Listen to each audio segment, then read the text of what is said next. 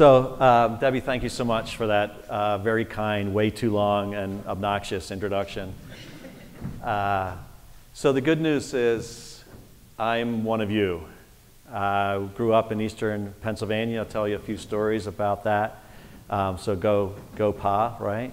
And some of the things she mentioned, all this means is that I get bored and I have no patience for doing things that last more than 3 or 4 years. And that's the honest truth. So what does this mean to each one of you? Were you more of a Legos person or a erector set? I was an erector set or a Lincoln Logs person. Ever since I could remember, I loved to build something. So raise your hand if you used one of these things, right? And look around, right? So there's probably an app for that now. It's just not the same. Like I said, I was a Lincoln Logs person, and as long as I can remember, I just loved to build things. And so what I want to do is take you on a little story about building a fort. And to give you kind of the right mindset for today, I want you to think about that's me. In Newtown Square, Pennsylvania, probably circa 1970. And for a second, I know this is always dangerous after lunch. I want you to close your eyes for a second. Now I'm going to close mine. And I want you to think back when you're kind of 10, 11 years old, and it's a summer day, there's no school, and you wake up, and that feeling like the whole day's in front of you, and you could fill it with whatever you want, right? Think about where you were, and your, maybe brothers and sisters, and your friends, and open your eyes, and even kind of your Easter suit. In my mind, I think my younger brother looks like was the first kind of AC/DC guitarist. Anybody with me on that one, right? So nice short shorts. So that's Chris and Tim and Mark, or as we were known as Chrissy, Timmy, and Marky. All right, so we're 10, we're 11 years old, and the story goes something like this. Hey, Chrissy, you want to build a fort? And it was my friend Jimmy, who grew up right behind me. You see the woods all there to the right.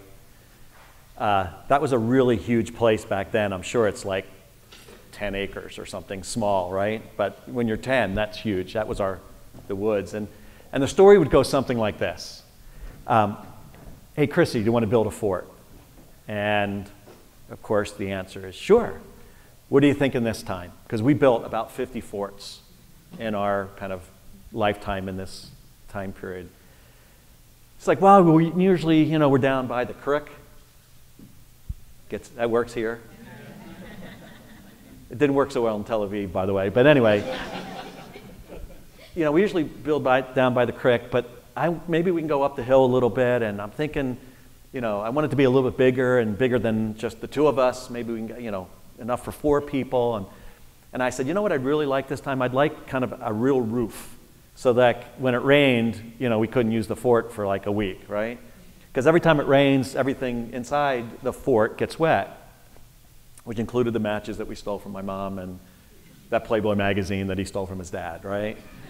So, so what are we going to do here? Well, up around the bend here, they're building a few new houses. I bet if we go up at around 5 o'clock, there's going to be a lot of extra wood that they're not using. Right? I mean, this is rule 1 of fort building is where you're going to steal the wood. Borrow the wood. Well, great. Well, we're going to need some help. So, let's get your brother Timmy. He's the strongest one. He can help us carry stuff. And the rest of the story. Over the course of probably 2 to 3 days, we went and built a fort. We found some friends. And I want you to think about that as I tell a few stories today, that metaphor of what happened. Because there's a few things that happened when we were 10 that don't seem to happen today. The first and foremost is that Jimmy shared his idea without any fear or inhibition. Let's think about the adult version of this. Hey, Stephen, I got an idea. I don't know, it's probably not any good. I don't know where we're going to get any money or software. Neither of us know how to code, right? Like we come up with 13 ideas why an idea is going to be bad before we even get started, right? That's that evil voice in our head. But the 10-year-old self says, the hell with it, right? We can go and do this, right? And then we went and found friends and stuff, and we cobbled something together, and we built what we now know is like an MVP, right? This wasn't something we're going to live in. It was just good enough. And over the years, it got better and better, and it iterated, right? This is now the model of what we call like lean startup, right? And we did it when we were 10. We just didn't know we were doing it. So as I go forth today, I want you to kind of think of those kind of things when we apply some of the things I've been able to do since then. They look pretty special. I wish these were the actual forts, but none of us had a camera, right? But, you know, they weren't special, but they were kind of interesting, and they were cool, and they were ours. Fast forward, you know, 10, 15 years later, and the next thing you know, there's this thing. You young people don't know what this looks like. It's called a desktop computer. It was probably 100th less powerful than the phone that's in your pocket today. Turns out I love computers and maps. And that brought me to a place called Westchester University or Westchester State College over there on the eastern side of PA. One of those Pennsylvania state schools. Yes, even you know, a graduate of a Pennsylvania state school can go on to do some pretty amazing things. So let's jam these two things together. Again, this slide doesn't play so well in Tel Aviv, but fast forward, anybody know where this is? Of course you do. Right? It's like Lancaster, Pennsylvania, or somewhere, some Amish town somewhere.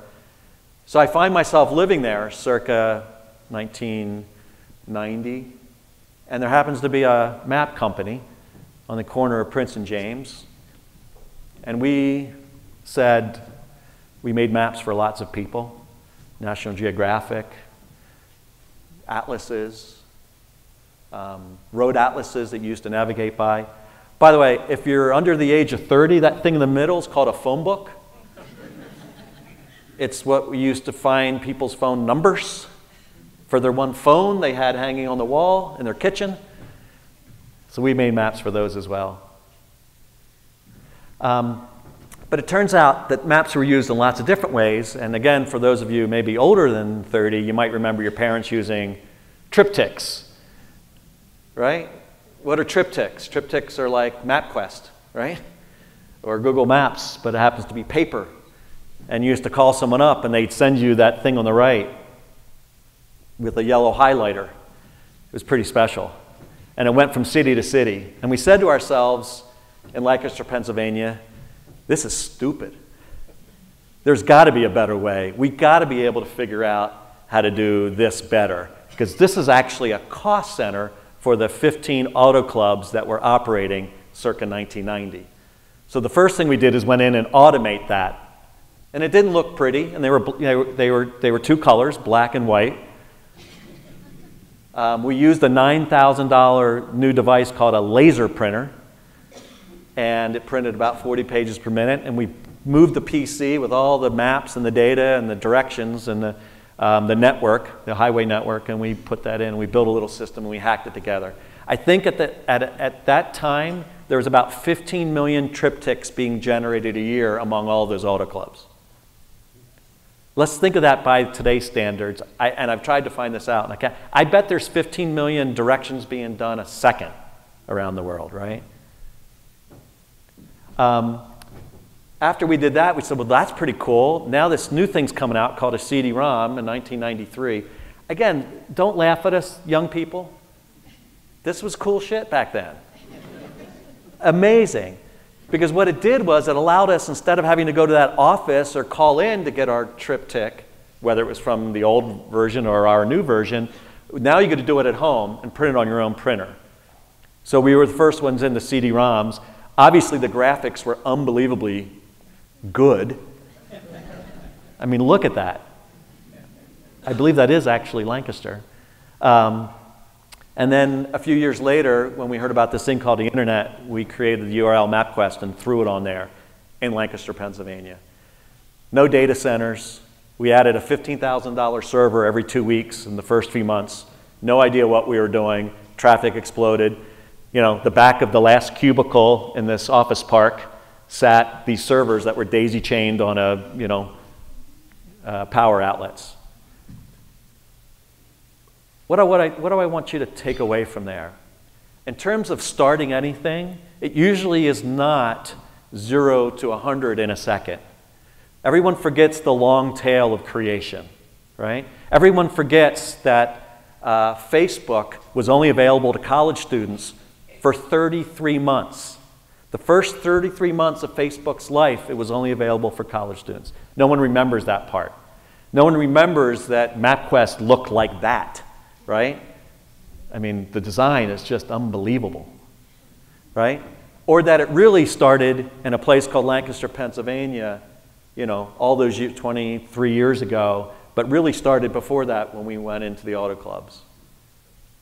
And there's a lesson in that for all of us, because these were the kind of little mini forts that we built. But those forts turned into something amazing. I'm going to take a turn here, and I'm going to talk about community. And what I want to talk about is, you know, again, fast forwarding another 15 years later, I've done some investing with that success. By the way, I didn't sell it. There were smarter people than me, right? I left it way before its eventual long-term success, because it turns out what I like is the 0 to 5, not to 50 to 100, right? And maybe as you get older, you realize those kinds of things. But, you know, so here I am, an entrepreneur investor. I've spent years being parachuted into companies that need some adult supervision, which is kind of fun. You know, keeps you young. And but now I'm in Raleigh-Durham, North Carolina, because it turns out it's a lot warmer than Chicago and Pittsburgh and Philly. It took me 10 years to figure that out, by the way.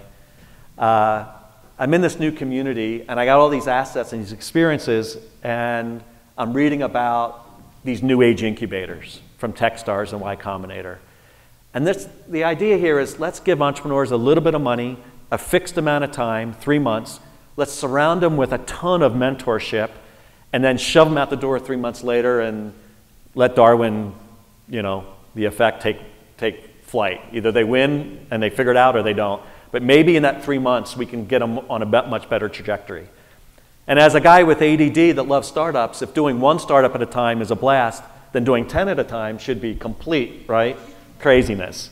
And so we started the Startup Factory, and at the end of the day, in 6 years, we invested in about 42 companies and put about $5 million into play. But more importantly, what I realized in that activity, not unlike what I think I understand what Mike is like, is you can't just do one thing, you got to do many things. Because what you start seeing as an entrepreneur is these other gaps and voids that need to be filled. And you start connecting people. When I started this, in the first 5 months, I just went and decided I needed to meet everybody that even knew how to spell entrepreneur in Raleigh-Durham. And during that period, I think I had 275 coffees, lunches, or end-of-day frosty beverages. 275 in 5 months, do the math. I was a networking machine. Now, most of you think networking, we go, ooh, like, you know, the shiver goes up your spine. But this wasn't networking, this was like idea sharing and fun. And out of that, I found out after working with all these people, they had needs. They said, well, geez, Chris, you know people. Can you connect me to other people? I need a sales guy. I need a new software developer. So we put together an event, a recruiting event. Yes, it was a circus theme, because it's got to be fun, right? Job fairs suck, right? Show of hands. They completely suck. They suck for both parties, by the way. So I'm like, all right, if I'm going to do an event, it can't suck. Like, let's take all the suck out of it. Did I do that 3 times, right? So it's a circus theme, because everyone smiles at a circus. And because it's a circus, we got to have free beer and hot dogs and peanuts and jugglers and acrobats. And we called it the Big Top, and we ran 15 of those. Connected companies to job seekers, and job seekers to hundreds and hundreds of times. The secret was the companies had to get on stage and had 3 minutes to pitch the audience. Here's why you should work for me, not the other way around. No ties, no resumes, no bullshit was our tagline. 500 people would show up 4 times a year. That was just a little side thing till I sold it last year. And because storytelling is one of the most critical elements of a growing startup community, and storytelling not just from traditional media, but from people who tweet or blog or Instagram or whatever medium of choice, storytelling is important. I said, I'm seeing all these people, they all have great news and no one knows it. I need to tell the story. So we started a community blog until someone else said, you know what, I'll take it from here. I said, thank you. It's a lot of work. I already have 3 jobs. And that worked really well. that was just my role in my community, but I started working with lots of other people, like the CEO of the local chamber. Now, I know there's some chamber and economic development people here. Now, I'm going to tell you, as an entrepreneur, if you ever would have told me 5 years ago that I'd be sitting side by side in a meeting with you all, like, dude, you got a tie. What's that about? This is a little bit of the uniform. I get it. It's a little cliche. But I also feel really comfortable. But I worked alongside these people because we found a way to figure out that we had a common mission, which is growing our startup community. And you fast forward today, we're a community of about 2 million people as of 2015, expected to be 3 million by 2025, 10 years. That's the kind of growth we're going through. Transit's a huge problem. But here's what we've done. Now, obviously, we started with some assets. I used to say that our area was slightly less than the sum of its parts, which means it had the pieces, but no one had kind of glued them together right. So now we have thousands of startup early stage companies, about 5,000 people in our kind of tribe, I call it. Startup space in Raleigh and Durham. I work in a co-working space of 135,000 square feet. 1,000 entrepreneurs a day go through just that space. Yes, in Durham, North Carolina, right? And tons of capital raised. So we've done a great job over the last 10 years. And it was a blast. And I turned and morphed into a community leader and had moments like this all the time. I don't know, which one do you like better, the girl or the guy? They're both pretty cool. I found this picture. I just stuck it in because I thought it'd be fun. So let's get to the point and kind of bring this to a head and kind of set some thoughts for you all. In going through that, experiences over the last 10 years and working with Brad Feld and David Cohen from TechStars as friends and picking their brains. Last year, when our fund came to an end and I was trying to decide what I wanted to do next, I thought about how I could take my experiences of building a startup community and take those to others. And it turns out that they had the same vision. I'm going to tell you a little bit about that. But when I start to think about the why, this is my why. Every community, regardless of size, should have as a piece of their economic kind of being some kind of startup, innovation. I use these words interchangeably. It has to be part of it. That's why you're all sitting here. I know, I'm preaching to the choir. So that's what my mission is, right? It's got to be part of every single community, I think, or else, right? Or else. So maybe this is my next fort. So about a year ago, we said, let's combine forces. Now, I always tell people, you want to know what I think? Watch where I go. I vote with my feet. So for the first time in 20 years, instead of working for an asshole, that was me, my boss, myself, I'm going to go work for a company. I'm going to go join these TechStars and these smart people. And it's an amazing organization. Now, for some of you may not know TechStars, I'll do a quick little, but ask some others about it.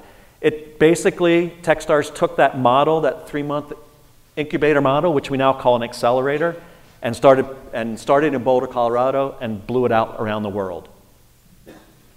TechStars also is the parent of Startup Weekends and Startup Weeks.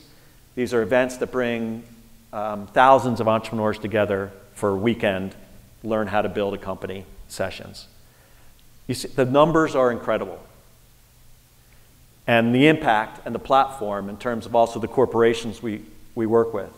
Because what we've learned over time, even though entrepreneurs are the center of our universe, that great communities are not just entrepreneurs, though they're at the center, it's also local government and corporations and people like you and I, investors and successful entrepreneurs and business people. And it's how all that community comes together to make it work.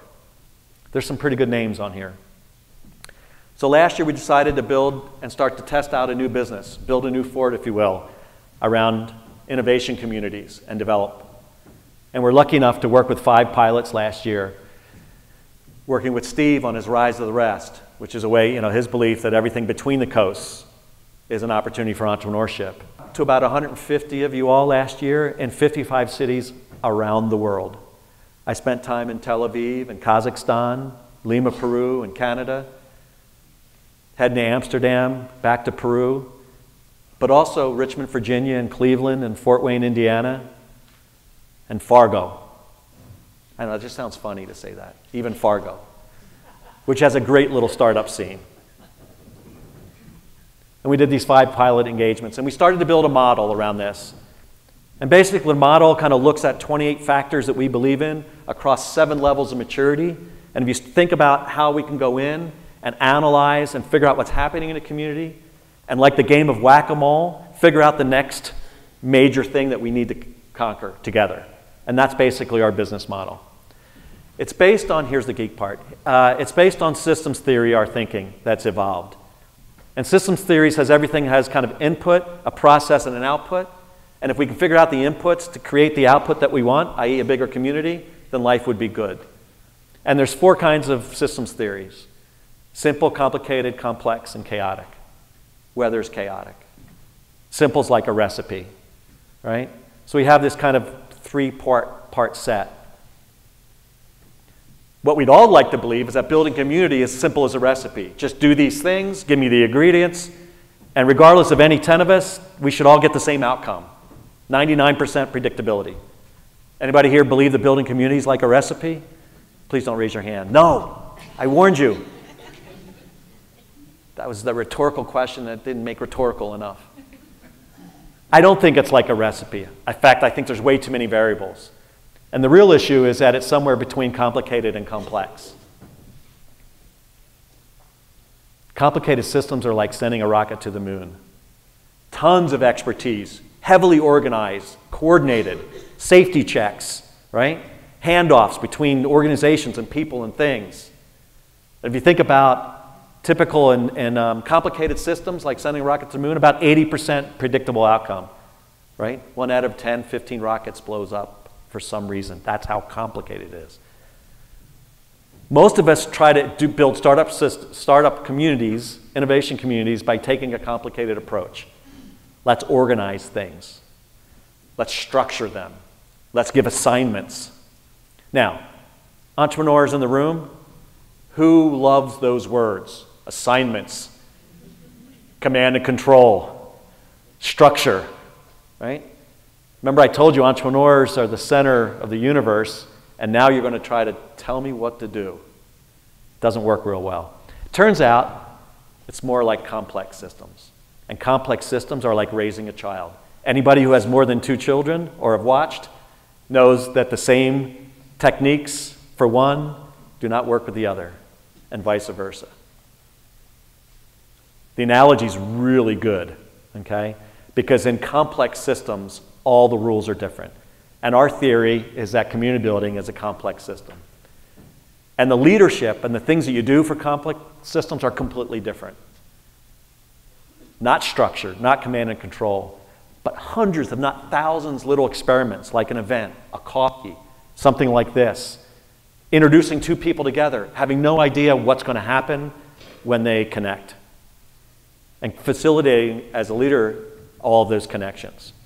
When you think about my story about Raleigh-Durham, what I learned from Brad Feld was just to connect people. I spend a half an hour every day connecting people together. And what they do with that, I don't know, but a flower may bloom, a seed may be planted. That's the secret of community building. Complicated strategies, like the ones on the left side, are what a lot of communities do. By the way, they have some short-term benefit. You build an innovation park, right? You do these kinds of things. And I know this is the way a lot of us in this room think, and the way maybe I used to think up until about 5 years ago. And you will get a short-term win out of it. You'll get a small pop, but you'll hit a ceiling very quickly. And that picture on the right, not by accident. The reason is that most of the people that get involved in community building today are successful businessmen. They're my age, 50 years. They've had success. The muscles that we've built over time are about command and control and assignments, right?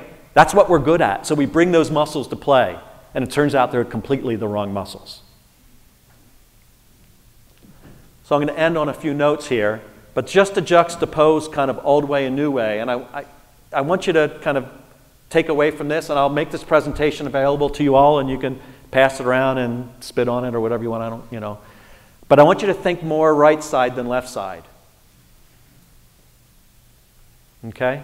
We'll run through 5 takeaways that I'll leave with you. First of all, that top-down traditional economic development, recruiting entrepreneurs in, it doesn't work. You have to do this organically. You have to start and find and create and cajole and foster entrepreneurship in your own communities. And there's lots of good ways to do that to success.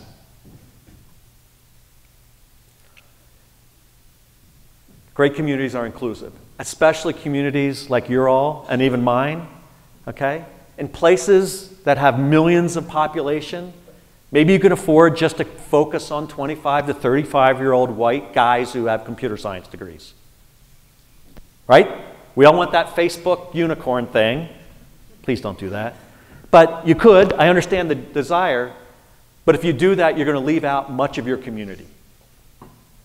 One of my favorite things about Durham is we have no racial majority in Durham. 40% white, 40% black, 20% everyone else.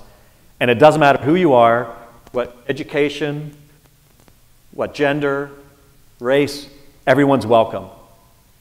We've built an inclusive community from the get-go.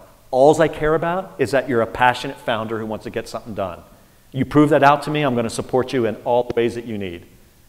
Okay? We can't afford to make this kind of too narrow. It's got to be inclusive, and inclusive of leadership, right? Because we're not going to go into that board meeting with the tile, you know, the granite floors and the big conference room with all the white guys. We got to have other people in that meeting room. And here's a few actions for you. When you think about what you can do in your community, spend more time thinking about how you connect versus coordinate. Just introduce people to each other. Don't even ask them permission. Freak you out a little bit? I get it. But you get to set the new tone, the new rules of engagement. Connect people. Entrepreneurs need to find people and resources so they don't run out of time or money. Connect them to ask them what they need and then do it for them. I have open office hours every week for 20 minutes on Google Hangout, and I have no idea who's going to show up until I press the button for Google Hangout. I don't curate it, I don't judge it, I don't limit it. You can talk about whatever you want for 20 minutes. I've been doing that for 4 or 5 years. That's my give. I can give an hour to that. I also do lunches and still frosty end-of-day beverage meetings. That's kind of the foundational elements of what makes a great community. If you start with that as a foundation and you guys set the rules about how you're going to help each other out, I don't care what the size is or what your starting point is, you will improve your community. You then layer on capital and co-working spaces and all the other tools that'll help augment that. You with me? So those are my 5 takeaways. I thank you for listening. I put this up there because you can use it. You want to do the office hours, go to my blog or send me an email and I'll send you a hack. Sometimes I'm booked about a month in advance, but jump in. And good luck for the rest of today. Thank you.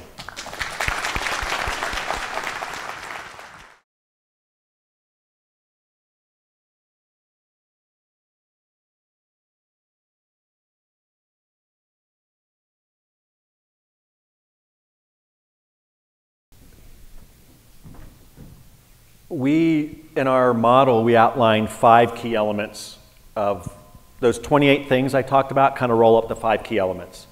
They are, in order of importance, culture, density, talent, capital, I'll go through these again, institutional support. Culture, density, talent, capital, and institutional support. In the category of institutional support, I include corporations, government, quasi-government, and colleges and universities. Culture is by far, and what I've touched upon today are some of the cultural aspects of what makes for a great community. Excuse me. What we do when I come in is I spend some time assessing the community by on the ground, spend 2 weeks, which is really a bummer when you're in like Lima and Tel Aviv. And I talk to as many constituents in the community to kind of really understand what's happening in terms of their attitudes and their approach, and then start to make recommendations about how we can start to shift that. And like I said, a lot of these don't cost any money. It's just getting influencers and leaders to start acting a little different and behaving in a little different way and starting that ball rolling. And you start to do that, and you may not notice it in hours or days or even weeks, but I promise you, you'll notice the difference in months and years. So I start that going. And then we start to look at what are the other elements that are the weakest. Like whack-a-mole, I want to kind of tease out what the biggest underserved element, because typically what I find is some of those elements are kind of overinvested and some of those elements are underinvested, and they need to kind of happen in parallel. And that's how we come in and do so. Typically what happens is a group of people, like the people in this room, come together and say, we're going to form a consortium, we're going to find the funds to kind of work in this consulting arrangement, which we love because it's kind of a full community effort, and it's not like I'm working for one organization or another, and I get to come in and say I work for the community. And that's how it's worked in all the communities we work with now. Microphone's coming. That light's really bright right there. Thank you.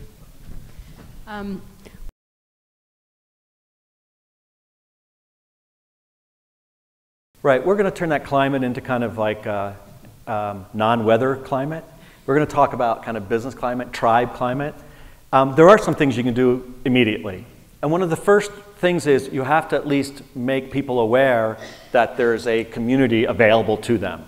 So one of the first things we did is I volunteered in every class at Duke University and UNC Chapel Hill and NC State to talk about entrepreneurship. We put on an event, you had to have a .edu address to come to the event, and 220 college kids came. And if I only found 10 of them that first year that said, hey, I'm an entrepreneur and I don't have to go to California, no, you might be able to, like, here's your little tribe of people that we're here to help. A combination of investors and a co-working space. At that time, we were probably 25,000 square feet. So back to the fort building pieces, like, you know, I don't know whether you have like one co-working space, but like, how do we create some density around that? How do we make awareness for some of those people? You know, you can start with 3 and 5 and 10, but you know, next year it'll be 20, and the year after that it'll be 50. And the next thing you know, that tribe will kind of grow to a point where people are aware that they have options, including staying, and maybe they won't leave. As my partner Brad likes to say, this is a 20-year journey that restarts every single day.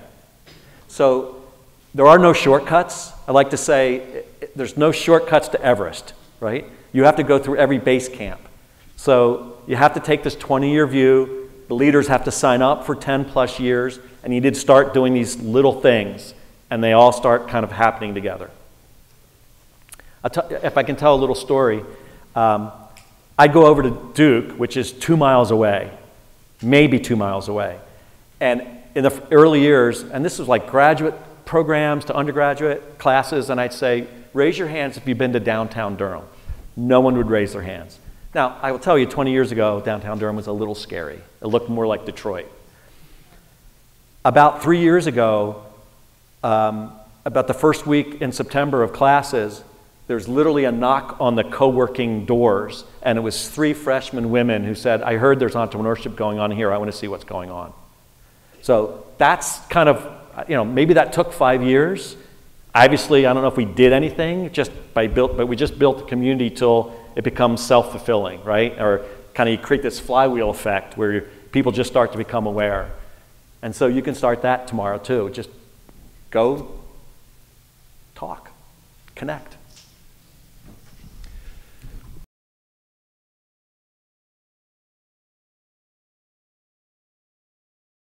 Like a good politician, I'm going to answer the question I want to answer, which is slightly different than the question, but I think in the spirit of what you're asking. The question I'm going to answer is, what is the secret to entrepreneurship today? Which would not be anything that I would have done 23 years ago at MapQuest, because obviously things were completely different and I was completely different.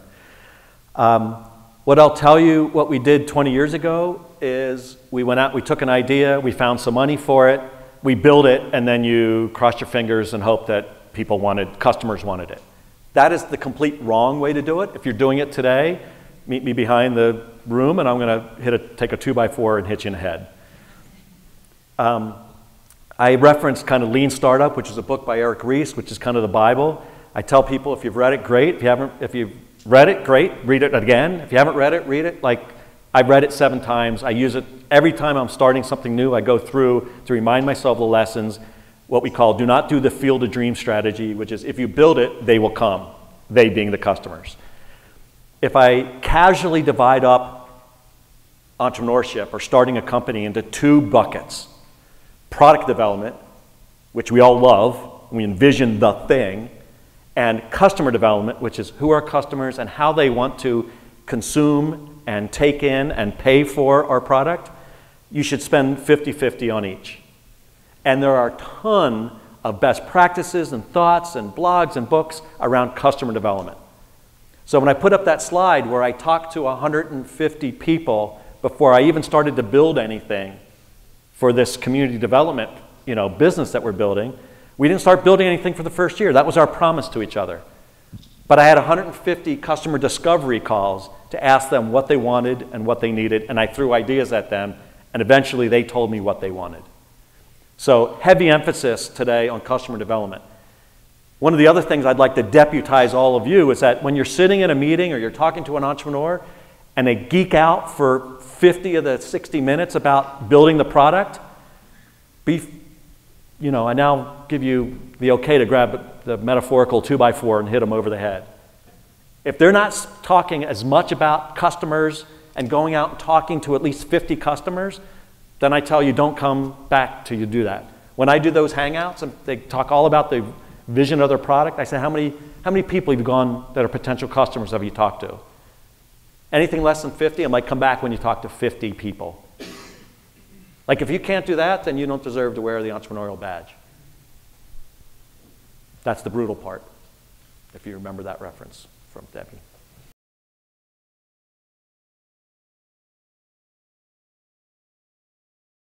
You don't do an inventory of your assets and double down on biotech because you have some biotech happening. I think it goes down to the person and the entrepreneur themselves. And your goal is to find entrepreneurs. Now, a lot of those entrepreneurs, the typical entrepreneur, by the way, today is not 22 or 23 and leaving and coming out of college. A typical entrepreneur is in their 30s or mid-career, and they're seeing something that isn't being done right, and they have enough experience and now maybe chutzpah to say, I got to do something about that. What I want you to do is go rally around them. Now let's think about those people for a second. You're 30-some years old, you've been involved in some industry, right? So this is what I tell, like I go to Fort Wayne. Fort Wayne, Indiana is one of my clients. Fort Wayne, by the way, has lost population every year for 25 years. You want to talk about depressed, right? But they have a big manufacturing, right? They were one of those satellite communities to Detroit. They have a large manufacturing. I'm like, don't get around manufacturing, but get around entrepreneurs who are in manufacturing. And if those entrepreneurs see that there's a path, at least the first 5 steps to getting their idea launched, that's what you focus on. It'll probably be around manufacturing, but don't kind of build that. The top-down approach is to say, we've examined everything, and we think that manufacturing or biotech is the way to, or healthcare is the way to go. That's a top-down. I don't happen to believe in top-down. I want to go find the frickin' entrepreneurs. I want to surround them with as many resources as possible. I want them to kind of work off themselves and work on us. And when they start being successful, I think industries and subsegments will eventually emerge. And then you'll have a strength.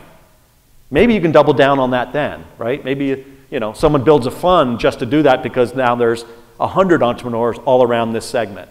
But I don't think you can start with the segment and hope that the entrepreneurs come. Does that make sense? Just one man's view.